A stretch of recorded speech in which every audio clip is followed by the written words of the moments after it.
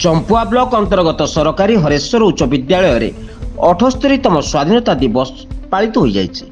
विद्यालय प्रधान शिक्षक संतोष गिरी सभापतित्व में यह कार्यक्रम शुभारंभ कर मुख्य अतिथि भाव में व्यंग कवि साहित्यिक तथा समाजसेवी लक्ष्मीधर नायक सम्मानित अतिथि श्रीनिवास बड़पंडा योगदान करी विद्यालय छात्र छात्री गहन में जातीय पताका उत्तोलन करते।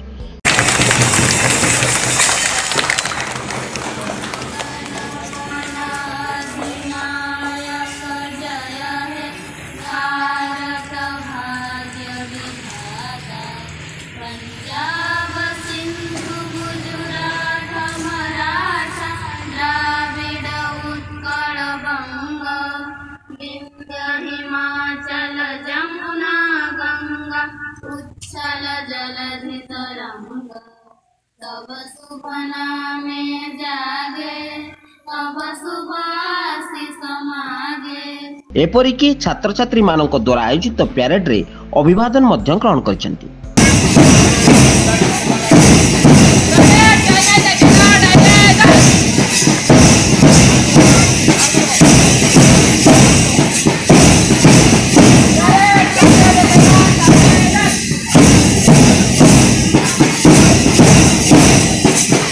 विद्यालय शिक्षक मानक सहयोग में छात्र छात्री मानक द्वारा सांस्कृतिक कार्यक्रम अनुष्ठित होता।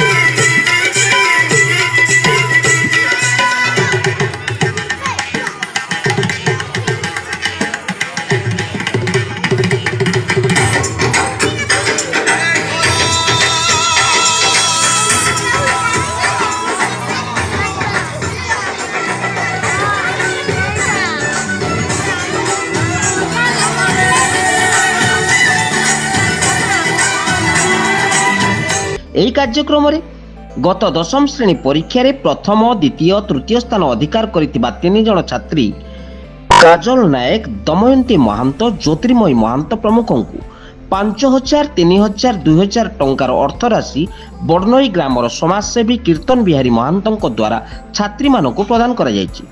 यही कार्यक्रम में विद्यालय शिक्षक चैतन्य चंद्र महांत गणेश्वर केस्कुर अतिकांत बारिक गोपेश्वर पंडा सीमांचल बेहेरा रक्षाकर बड़पंडा जुझार माझी शिक्षयित्री पूजाराणी सेठी सुनासिल नायक अंजन नायक बनिता बेहेरा प्रमुख सहयोग करिसेंति।